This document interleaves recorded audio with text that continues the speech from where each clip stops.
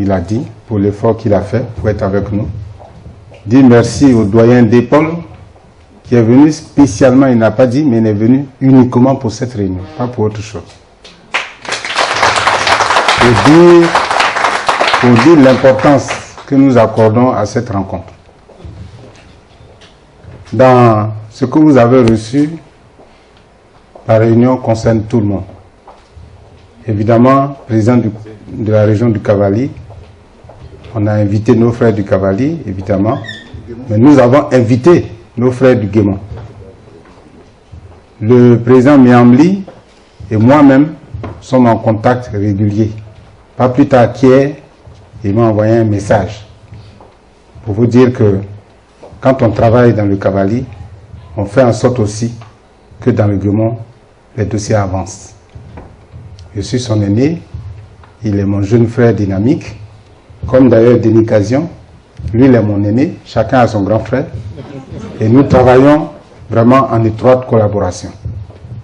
Je voudrais donc dire merci aux frères du Guémon qui sont venus et dire que ce sont des problèmes communs.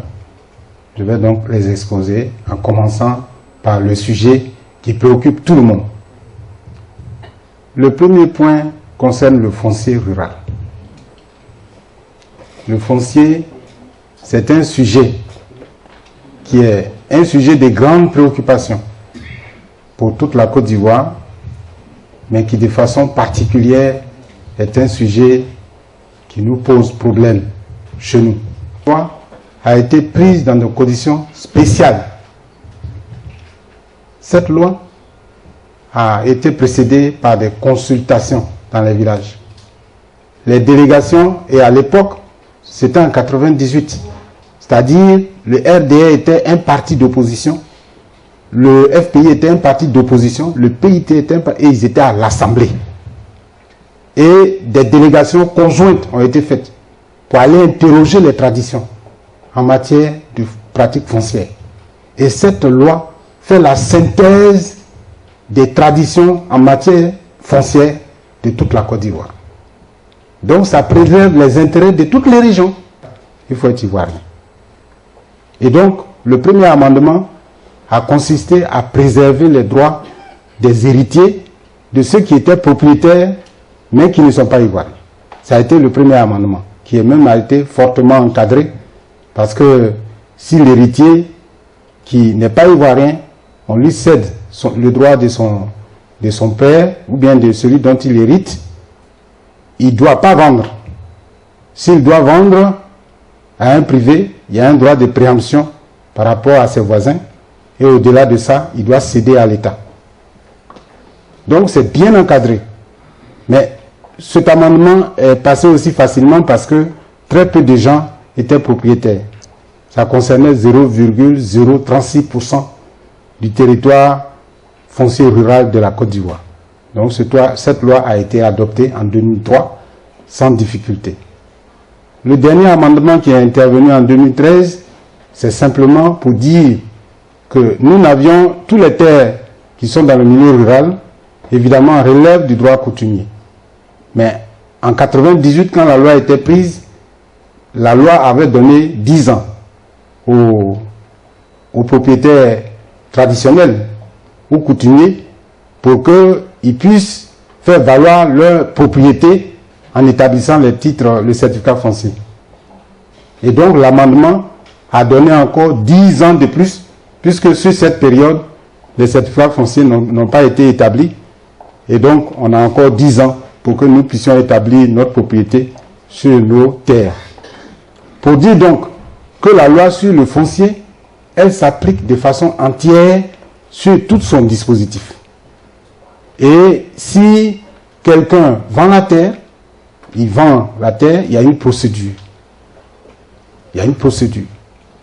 D'abord, il faut qu'il en soit propriétaire. Vous ne pouvez pas vendre ce qui ne vous appartient pas.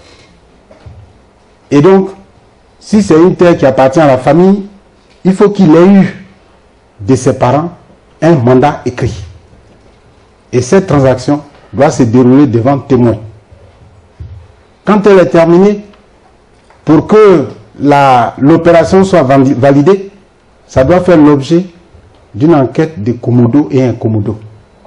Pour que, si des gens ont des droits qui sont piétinés, qu'ils puissent les faire valoir. De sorte que tous les certificats fonciers qui ont été établis, sans tenir compte de ce que je viens de dire, sont des certificats nuls et de nul effet. Je voudrais que chacun le sache. Tous les certificats qui ont été établis en piétinant ce que je viens de dire, ce sont des certificats qui sont nuls et de nul effet. Et nous sommes là pour faire valoir cela.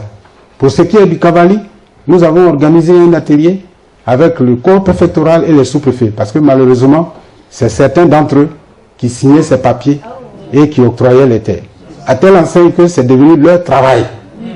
Alors que, au regard de la loi, et je leur ai dit, le foncier a été transféré, comme les pouvoirs qui ont été transférés aux collectivités. Mais comme on n'a pas fait les décrets d'application, on continue. L'administration continue d'exercer les compétences des collectivités alors que ces compétences ont été transférées.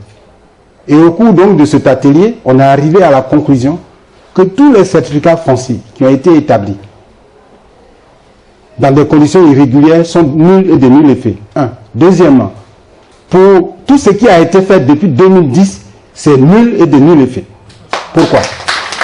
Parce que les parents sont réfugiés au Libéria, sont ailleurs.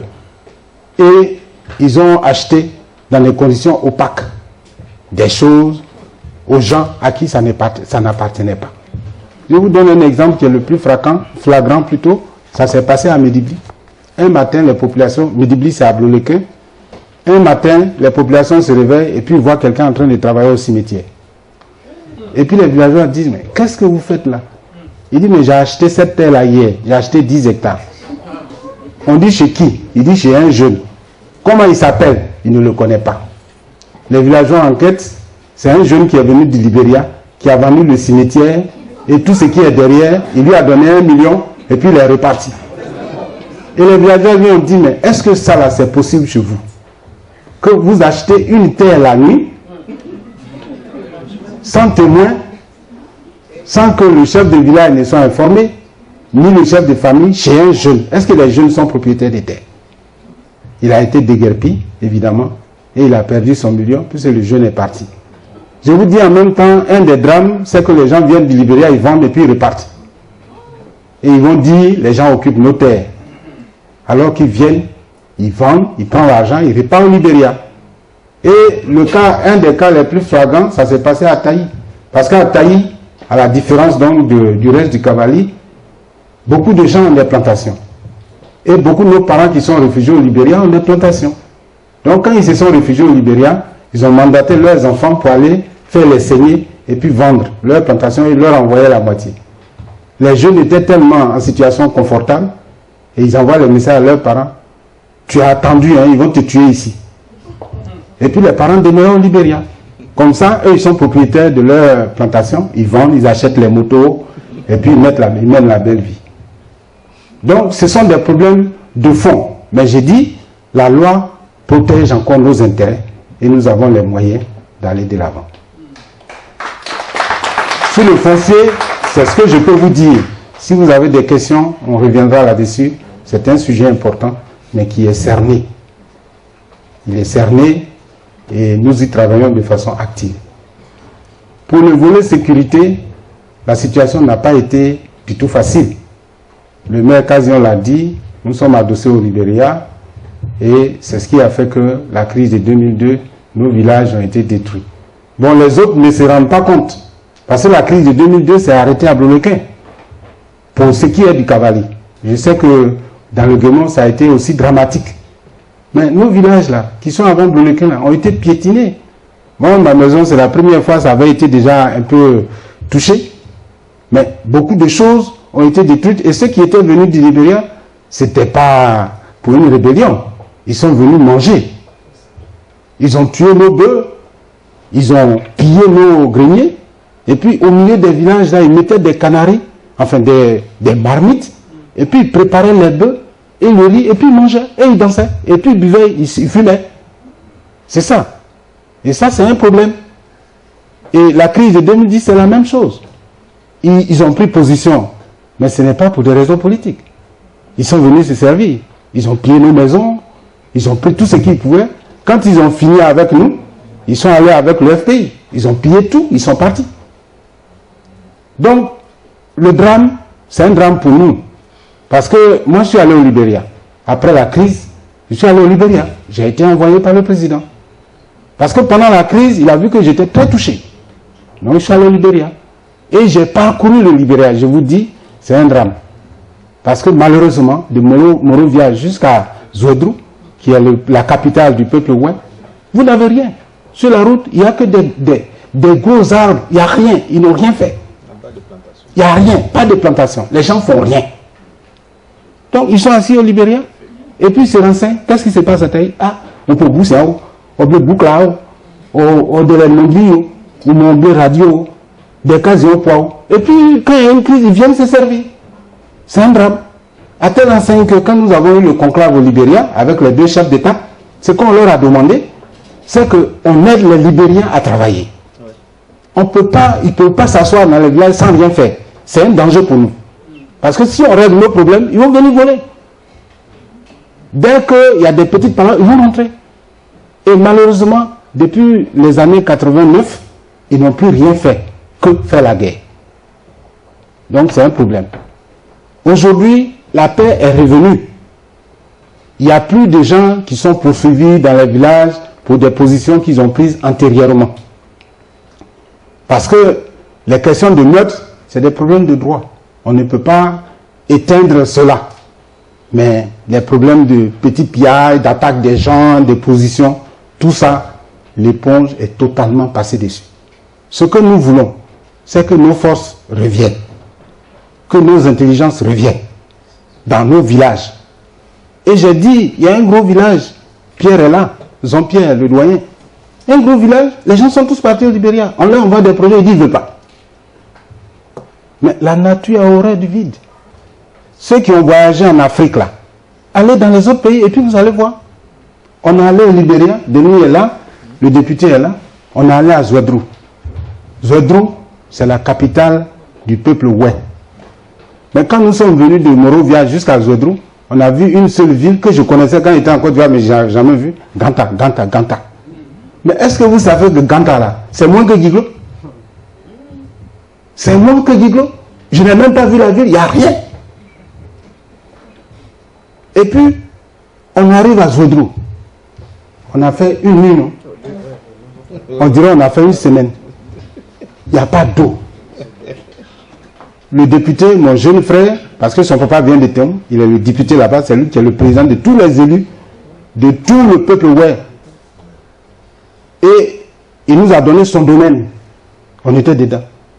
Mais on ne pouvait même pas s'entendre, parce qu'il a mis un groupe électrogène. Le courant était tellement insuffisant qu'on était dans le noir. L'eau, dans les toilettes, il y avait des seaux d'eau.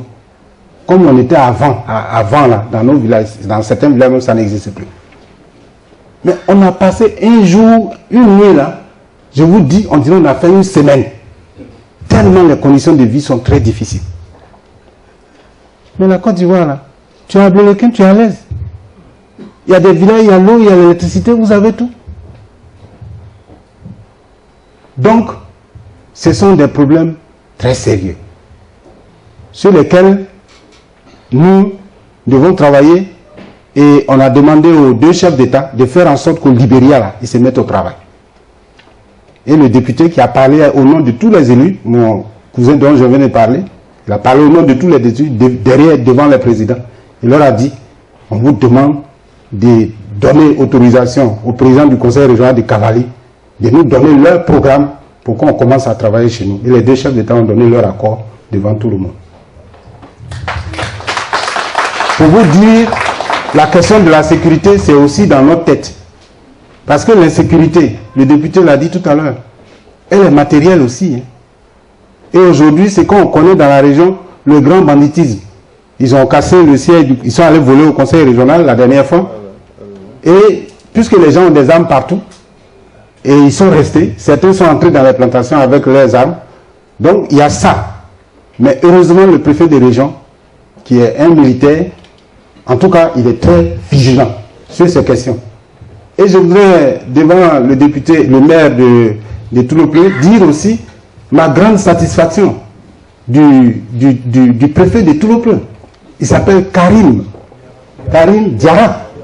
Quand vous entendez le nom, vous dites, oh, il va piétiner nos intérêts. Mais lui, tous ceux qui viennent, la loi préserve les intérêts de tout le monde. Vous savez que dans la région du Cavali, quand j'étais déjà de la caisse de stabilisation, on était 3e producteur de café et de cacao en Côte d'Ivoire. 3e. Mais je ne sais pas quel rang on occupe aujourd'hui. Hein.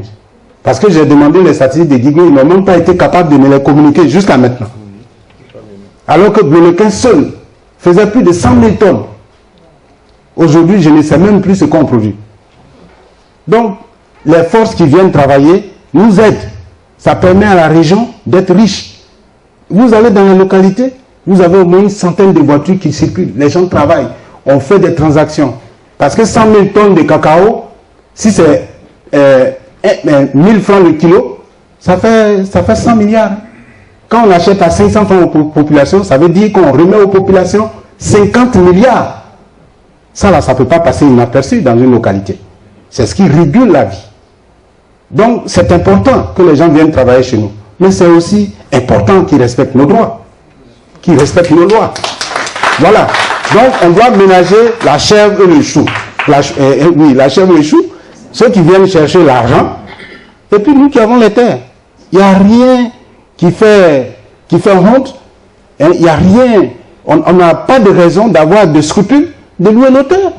Puisque nous sommes propriétaires très bien. En Angleterre, les plus riches là, c'est ceux qui ont la terre. Donc nous sommes riches, puisque nous avons la terre. Mais quand on loue les terres aux gens, il faut mettre donc la forme et la base. Et ce que j'ai dit aux populations, c'est de ne jamais prononcer qu'ils ont vendu, parce qu'ils n'ont jamais rien vendu. Quelqu'un vient chez toi, il te donne 100 000 comme boisson, tu lui dis va travailler, tu lui donnes 1 hectare, il fait 20. On a eu un débat en interne au PDCI. Où je leur ai dit, ce débat-là, ça a chauffé toute une journée. Certains croyaient que l'amendement de 2003 était l'occasion pour que ceux qui sont dans nos terres là deviennent propriétaires. J'ai dit, vous mentez. Ce n'est pas possible. On a eu un débat chaud toute une journée et le PDCI a pris la position que nous on a adoptée, c'est de dire, on respecte les droits de propriété des populations. Que ce soit au nord, que ce soit au centre, que ce soit à l'est, que ce soit à l'ouest, que ce soit dans le Guémon, que ce soit dans le Cavali. Et je leur ai dit, moi je ne peux pas, est-ce que vous pouvez accepter que j'aille à Boaké pour m'installer comme on s'installe chez nous? C'est inacceptable. Et sur ce point, nous sommes tous tombés d'accord. Parce que les deux sujets, foncier, sécurité, sont totalement liés. Je voudrais que vous soyez tranquilles dans vos têtes. Ne vous laissez pas, j'allais dire, instrumentaliser sur cette question. Personne, aucun de vos frères, nous qui, par les circonstances, sommes au devant aujourd'hui de ce combat, on ne peut pas du tout piétiner cela. Et on ne peut pas laisser les gens piétiner cela. Et nous sommes solidaires, totalement solidaires sur cette question. Donc, il ne faut pas que les gens pensent que leurs fils là peuvent autoriser qu'on piétine nos intérêts. Ce n'est pas possible. Mais en même temps, nous sommes dans un monde économique. Nous allons travailler sur la procédure d'établissement des certificats fonciers qui vont établir notre propriété. Quelqu'un est là, il travaille sur mon ordinateur là. Il ne sait pas que c'est mon ordinateur. Il travaille là. Et puis un jour, je viens, je dis, ça là c'est mon ordinateur. Quand il a le papier là, s'il ne me demande pas, il ne me paye pas le droit, il ne va pas travailler. Donc quand on établit la propriété, on dit la terre là c'est pour zone. Toi tu es dessus, tu te fais ton cacao là. La loi dit, ce que tu as planté là t'appartient. Mais tu dois payer un loyer au propriétaire. C'est ce que la loi dit. Donc tu payes le loyer au propriétaire. Au terme de l'exploitation de ta plantation, tu dois venir vers lui. Tu ne dois pas renouveler ta plantation à sa cachette, en cachette. Parce que le cacao, c'est 25 ans. Au terme de 25 ans, tu dois demander sa permission. S'il refuse, il arrête le contrat. C'est ce que la loi dit. Voilà. S'il est d'accord, il te dit, tu renouvelles, mais vous signez encore des nouvelles clauses. Donc, Point suivant, c'est celui qui concerne les collectivités. Au niveau des collectivités, l'État a transféré beaucoup de pouvoirs. Si ces pouvoirs-là, nous les exerçons de façon effective, on peut dire qu'il n'y a vraiment pas de problème. Parce qu'on a donné le pouvoir aux collectivités. Non, ce n'est pas encore arrivé. Ça vient après. Donc on a donné le pouvoir aux collectivités. Quand je dis collectivités, c'est les mairies et les conseils régionaux pour pouvoir donc gérer le développement. C'est dans 16 domaines que nous avons la compétence. Le premier, c'est l'aménagement du territoire. Tout ce qui concerne le développement de proximité relève des collectivités. La planification du développement même de chaque territoire national et national relève du ministère et les voies régionales et départementales relèvent des collectivités. Je vous donne un exemple. La route de Guiglo jusqu'à Toulopleu, c'est une route internationale. Son nom, chaque route a un numéro. Dans le domaine des génies civils, il n'y a pas rien n'est au hasard. Toutes les routes qui sont des routes A, comme ici, ce sont des routes nationales ou internationales. Et cette route, elle s'appelle A701. Ça relève de l'État central. Tu es dans une route locale, même si tu vas à Toulopleu. C'est une route, au mieux, c'est une route B, ou bien une route C. Les C, ce sont les pistes, ou bien une route non classée. Et ce sont ces routes-là qui relèvent des conseils régionaux. Et les routes communales, strictement communales, ça y est, d'un point de la commune à un autre point de la commune, relèvent de la commune. Et la sécurité et la protection civile aussi, mais sur ces domaines comme ici, et les aménagements. La partie régalienne, évidemment, relève de l'État. L'enseignement, la recherche scientifique et la formation professionnelle et technique relèvent des collectivités. L'enseignement primaire, l'éducation préscolaire relève des mairies. Le collège, le lycée et l'université relèvent de la région. Et puis du district. L'action sociale, culturelle, la promotion humaine, le sport et loisirs, la promotion du développement économique de l'emploi, la promotion du tourisme, nous a dit, voilà ce qu'on vous donne. C'est ça que vous devez faire. C'est sur ça que nous, on doit travailler. Évidemment, entre le transfert théorique et le transfert réel, il y a toujours un écart.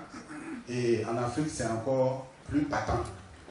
Donc, nous sommes en train de nous battre. C'est pour ça, d'ailleurs, qu'on a créé l'Assemblée des régions et districts de Côte d'Ivoire pour que, ensemble, région du Nord, région du Sud, région du Centre, région de l'Est et région de l'Ouest, nous puissions, avec le gouvernement, discuter dans une certaine mesure sur le transfert effectif de nos compétences.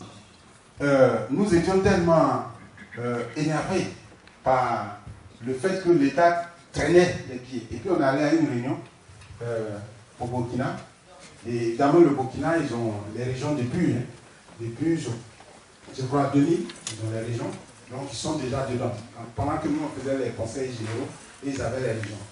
Et puis, évidemment, on se plaignait. Et j'ai fait une séance avec eux. Et je me rends compte qu'ils n'ont même pas le 10e de notre budget. Et puis, je me suis calmé en même temps. Je n'ai pas osé donner les chiffres. Voilà. Donc, 12 000, 18 000, donc ça fait 40 000. Hein. Voilà, 40 000 km². C'est 30 000, hein, 30 000 km². Vous voyez, c'est pas petit. Donc ça a été bien qu'on ait scindé les deux grandes zones pour que nous puissions mener le développement de proximité et prendre en compte dans chacun des 4 départements de chacune des régions les préoccupations des populations. De Sampedro dans une moindre mesure et de Bouaké, vous n'avez plus d'entreprise en Côte d'Ivoire. Tout le monde bricole. Donc, on a décidé de créer 10 entreprises par région. Il s'agit donc de créer une entreprise qui va cultiver la tomate hors sol. La tomate, c'est la tomate hors sol. pour faciliter l'arrosage continu et être indépendant des saisons. La Côte d'Ivoire, nous importons actuellement là, près de 90% de notre consommation de tomates. Donc on va créer dans chaque région une société de production de tomates et de transformation en pâte. Et en même temps, on va créer, j'allais dire, plusieurs autres entreprises. Donc il y a la tomate, production de tomates, la transformation, il y a même les ordures ménagères et leur compostage. On va créer aussi une entreprise qui va se charger spécialement de centraliser tout ce qui est production de poissons. Et donc, il y a aussi le maïs et la transformation du maïs pour l'élevage. C'est un projet d'envergure nationale. Ils sont en train donc de passer dans les régions. Au cours du prochain conseil, il sera à Toulouse. Et j'ai exigé, en tant que secrétaire général, parce que c'est moi qui pilote le projet, qu'ils aillent rencontrer les régions pour expliquer devant les populations, pour susciter des vocations, parce que je ne veux pas qu'on importe des jeunes d'Abidjan qui viennent diriger des projets dans un département. Donc ces 10 projets ne seront pas concentrés à Guiglo. Il y en aura à Guiglo, évidemment, qui est notre capitale, à Taï, à Bolequin et à Toulopleu, pour que chacun sente le développement de la région. Donc il y a 10 projets. Elle vient de m'interpeller, donc je continue. Dans les 23 projets, il y a donc tout ce qui est opération immobilière, tout ce qui est installation des agences immobilières, l'organisation de l'entretien routier, la promotion touristique, qui est une de nos richesses importantes, avec la forêt de Taï. Monsieur le député de Taï, de la forêt de Taï. C'est comme ça on l'appelle à l'international. La promotion de microfinance, la promotion d'une société de caution mutuelle et la mise en place d'une mutuelle de gestion des forêts, la question que nous venons d'évoquer. Plusieurs autres projets, dont ceux dont je vais parler tout à l'heure en vous présentant des fiches pour l'encadrement et la promotion des projets au niveau du domaine agricole, parce que c'est ce qui répond à ce qu'il a dit, comment lutter contre la pauvreté, comment lutter contre le sous-développement. On a le projet de création d'une radio régionale, il a déjà une radio à Toulouse. On aura une radio régionale, mais qui à des heures précises va être connectée, comme on le faisait avant. Comment on appelait ça? Harmonisation, comment on appelait ça même? Synchronisation.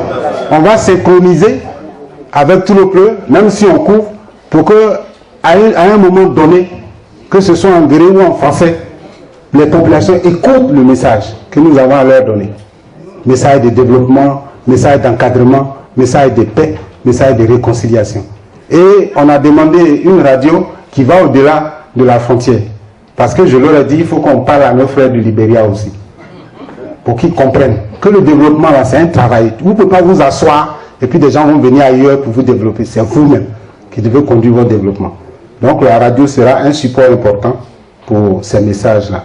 On a la fête de l'excellence, la chefferie, les sports, la mise en place d'un magasin général pour le café cacao. Vous ne pouvez pas avoir président d'une région, un expert, pour que ça ne serve pas à la région. Donc, on va exploiter tout ce qu'on a comme potentialité intellectuelle pour optimiser les gains dans tous les domaines, notamment café cacao. Et on a des domaines techniques, on a des domaines aussi qui a l'UVA dans les premières années. L'UVA, c'est un arbre squelettique qui est sans feuilles dans les premières années. Et donc, on a décidé que les populations travaillent dans les allées et qu'ils puissent faire le riz et le maïs. À partir de la 3e année, ça s'arrête. Et comme vous le savez, l'EVA, on commence à saigner après 6 ans. Et puis, au-delà de 8 ans, c'est 800 kilos que vous récoltez à l'hectare, multiplié par 500 francs. Ça va vous faire près de 4 millions le mois. Alors, pour l'EVA, cela va donner, dans la première année, parce qu'il ne s'agit que des produits vivriers, 2 milliards, 4 milliards 7, 4 milliards 7 et 11 milliards dans les 3 premières années, sans qu'on ne touche le rendement même de l'EVA que je viens de vous annoncer. Ensuite, le dernier projet en matière agricole, cela concerne le manioc. Et pour le manioc, c'est 150 hectares, c'est-à-dire 150 bénéficiaires, 54 pour Guiglo, 45 pour Biolequin, 27 pour Taï, 27 pour tout l'autre. Et pour l'EVA, pour le manioc, qui est un produit souvent on ne regarde pas beaucoup, ça fait 30 tonnes à l'hectare, ça rapporte pratiquement 12 millions à l'hectare, et auquel il faut ajouter la vente des tiges de manioc pour en faire des boutures. Ça donne environ 3 milliards 4 et 3 millions 4.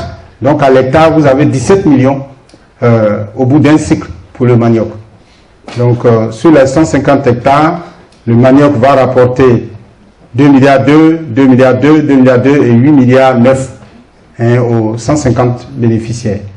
Pour l'EVA, j'ai oublié de vous dire, pour les 1500 hectares d'EVA, nous avons distribué déjà pour le matériel pour travailler, c'est-à-dire les machettes, les bottes et tout ça, pour près de 1000 jeunes. Ça a déjà été distribué dans toutes les localités.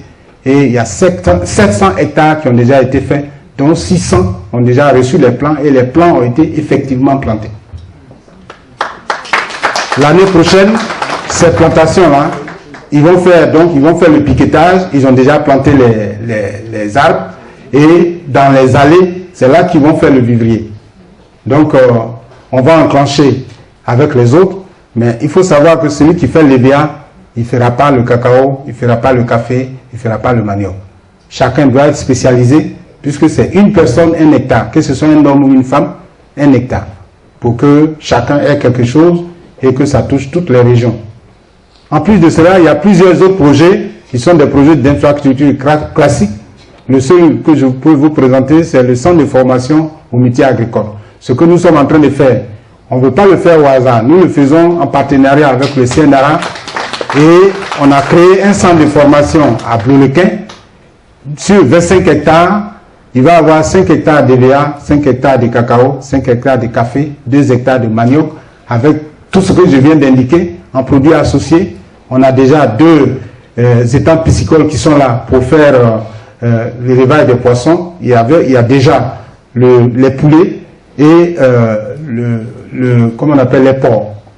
Et donc tous les formateurs, tous les encadreurs et même ceux qui ont les plantations, on va organiser à tour de rôle leur passage sur le site expérimental pour voir les pratiques en matière de culture et que cela soit bien respecté dans les différentes localités. Et ce projet, c'est un projet important de 250 millions. Il y a donc plusieurs projets, comme je vous le disais, au niveau du sport, au niveau de l'animation régionale avec les centres culturels, le siège du conseil.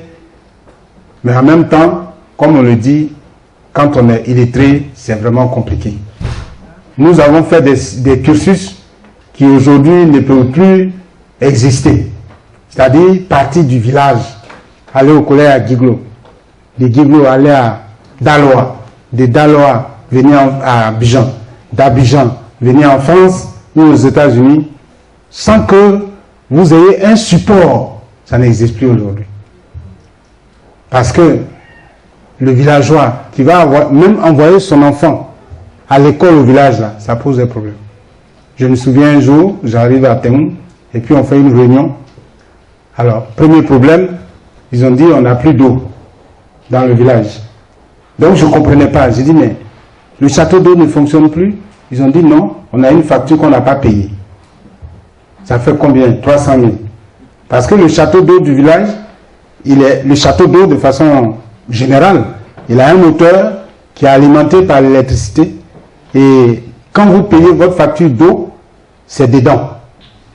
Mais dans un village où vous ne payez pas l'eau, ça veut dire qu'il faut que quelqu'un paye la facture d'électricité. Et il n'avait pas payé. Et évidemment, j'ai accepté de payer. Et puis après, ils me disent, on n'arrive plus à payer les volontaires. J'ai dit, mais pourquoi? C'est combien? Ils ont dit, c'est 2000 francs par enfant. Et puis je leur ai dit, vous ne pouvez pas payer ça? Mais si vous ne pouvez pas payer ça, vous ne pouvez même pas envoyer un enfant au collège? Si tu ne peux pas payer 2000 francs. Ben ça, je vous dis, j'ai refusé. Je leur ai dit, mon papa a payé 2000 francs pour que j'aille au collège. Si vous ne pouvez pas payer l'argent pour vos enfants, il ne faut pas demander à l'enfant d'un autre de payer pour vous. Et ça, ils ont accepté de payer. Pour vous dire, quand le collège est loin, ça devient difficile. Nos parents aujourd'hui ne peuvent pas envoyer un enfant, même à Blolequin, pour louer une maison et puis lui envoyer l'argent. À plus forte raison à Guigo ou bien à Daloa ou à Abidjan. Donc aujourd'hui, ceux qui envoient leurs enfants à l'école, c'est ceux qui peuvent. Il y a quelques-uns qui ont des plantations, et puis ceux qui ont des enfants qui vont à l'école ou bien qui sont en France ici, qui leur envoient des mandats tous les jours comme vous le faites. Et je vous remercie pour cela. Mais en dehors de ça, les autres, la majorité, ils ne peuvent pas envoyer leurs enfants à l'école. Donc on a décidé, dans chacun des chefs-lieux de sous-préfecture, de construire un collège. Et ça fait 18, évidemment en enlevant les chefs-lieux qui ont déjà des collèges. Quand je prends Guigo par exemple, en dehors de Guigo, aucune sous-préfecture n'a un collège. Il n'y en a pas à Nizaon, il n'y en a pas à Kadé, il n'y en a pas à Béligoison. À Taï, il y a 2 sous-préfectures, ils ont leur collège. Mais il y a quand même Keibli qui n'est pas sous-préfecture, mais qui a une grosse bourgade, qui doit avoir un collège parce que c'est loin des années. Donc il faut un collège à Keibli. Et puis, évidemment, Blolequin, c'est comme Digo. En dehors de Blolequin, il n'y a aucun collège, ni à Ziago, ni à Doké, ni à Diboké, ni à Tem. Donc ça fait 4 collèges. À Toulopleu, en dehors de Toulopleu et des Pays, il n'y a pas de collège ailleurs. Dieu merci, on a le conseil démarre les travaux maintenant des 2 collèges de Toulopleu à Bakoubli et à Thiobli. Et puis, il nous restera donc Méo et Nézobli. Donc, ça fait 10 collèges que nous devons construire. Au-delà donc de ces 10 collèges, un collège, il faut avoir au moins 25 logements. Sinon, s'il y a un collège à Doké, les enseignants ne viendront pas. Quand vous prenez les matières, 4 classes par niveau, il faut au moins 25 logements pour recevoir les enseignants, les travailleurs comptables et tout de l'école. Même si à l'école, on fait, dans le projet du collège, il y a la résidence du proviseur, de son adjoint et des surveillants, mais tout le corps professoral et tous ceux qui sont autour d'eux, il faut qu'il y ait un quartier où ils doivent résider. D'où une question majeure pour laquelle nous sommes obligés, quand le conseil, avec ses partenaires, réalise pour 2 milliards pour la construction des 10 collèges, et il est important que les fils et les filles viennent pour nous aider à construire les 25 logements qui seront loués, ce ne sera pas gratuit, dans chacune des localités, y compris les chefs-lieux. Parce qu'à Toulouse même, comme Blolequin, comme Digo, comme Taï, il faut absolument que nous ayons un quartier où les enseignants vont être. Ça va nous faire moins de problèmes et les gens auront moins d'alibi à refuser d'aller dans nos régions pour enseigner et cela va faciliter la tâche à nos parents. Il s'agit donc que chacun d'entre vous, avec les cadres qui sont là-bas au pays, que chacun puisse réaliser dans chaque chef-lieu, il contribue, il réalise sa maison dans le quartier que sera dédié. Le conseil, en dehors des mairies, va dégager des terrains et puis un quartier, envoyer l'électricité et l'eau et puis faire le lotissement pour que vous puissiez réaliser votre logement qui sera loué aux enseignants dans la localité. Dans les communes, ce sera en parfaite association avec les maires qui sont compétents pour les terrains et puis ensemble, on va amener l'eau et l'électricité, ça va être l'outil et puis vous allez construire pour le bonheur de nos enseignants et pour le bonheur de nos enfants. C'est un élément de développement vraiment essentiel parce que souvent, quand on est illettré, il y a beaucoup de choses qui se passent. J'ai suivi ces derniers temps un Guinéen qui parlait de l'Ebola et puis qui dit, mais en Côte d'Ivoire, là, leur village, les gens sont tellement, ils ont tellement un niveau d'éducation qui est tel qu'ils ont pu contenir l'Ebola, ce qui n'est pas le cas ailleurs. Mais nous, nous savons, malgré ce niveau-là, notre niveau niveau intellectuel de nos populations reste encore très bas et nous devons faire des efforts pour remonter au niveau qui devrait être le nôtre. Et je voudrais donc, sur tous ces projets, pour certains qui sont des projets propres au Conseil, où nous sommes en train donc de faire des efforts pour les réaliser, qui sont aussi en partenariat avec nos partenaires extérieurs. Il y a un élément filmé qui aurait dû passer, mais on dit que la technique fait défaut, parce que nous ne sommes pas ici par hasard, parce que la mairie de Levallois, le maire de Levallois, Balkany, nous sommes en partenariat très étroit. Vous deviez écouter sa déclaration. Malheureusement, la technique fait défaut, parce qu'en association, il devrait donc nous apporter 1,5 milliard pour la construction de ces 10 collèges, et le conseil régional donne 500 millions pour que nous puissions réaliser ces collèges. Et vous verrez, en face, les 10 collèges, on va écrire en partenariat avec la mairie de Levallois-Perret et le conseil général de Haut-de-Seine et le conseil régional. C'est ça aussi la contrepartie. Et il y a d'autres partenariats qui vont être développés, notamment dans la transformation de tous les produits agricoles que nous avons annoncés, pour lesquels ils nous ont déjà approchés avec des experts qui viendront pour qu'on étudie la transformation. Parce qu'il ne s'agit pas de produire. Il faut transformer, parce que le manioc, il y a plusieurs dérivés, avoir des machines transformées, conditionnées, et puis exporter. Voilà. Dans les autres régions, comme à l'extérieur. Le maïs, c'est la même chose.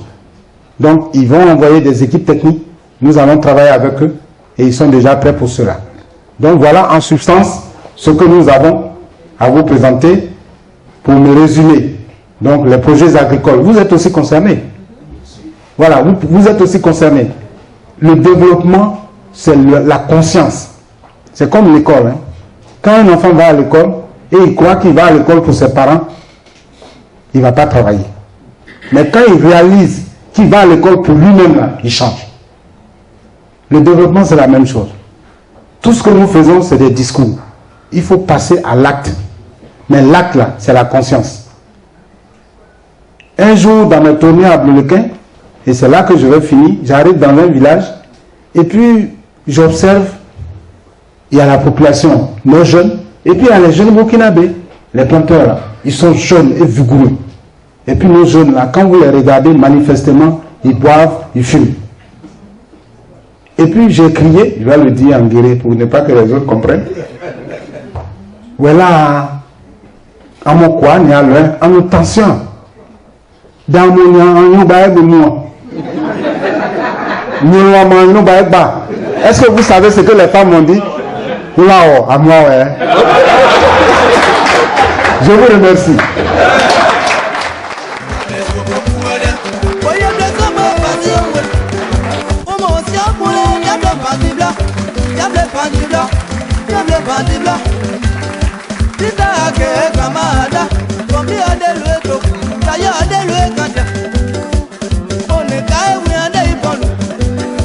C'est la power bombe,